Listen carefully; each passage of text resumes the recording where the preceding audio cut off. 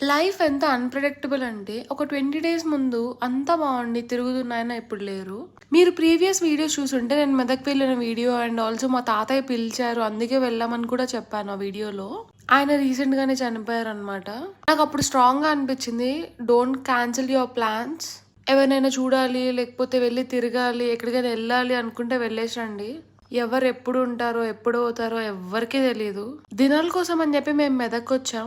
వీడెంత లేడు, వీడికొక girl friend ఉంది. And also ఆమె పేరు గీతిక. వీడు ఆ పేరు చెప్పగానే నవ్వుతున్నాడు.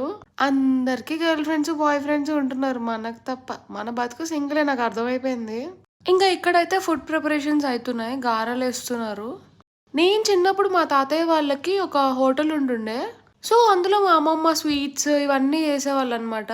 అప్పుడు రామారావు గారి జయంతి. సో, ఆ టైంలో స్వీట్స్ పంచిపెడుతుండే ఈ సెంటర్‌లో.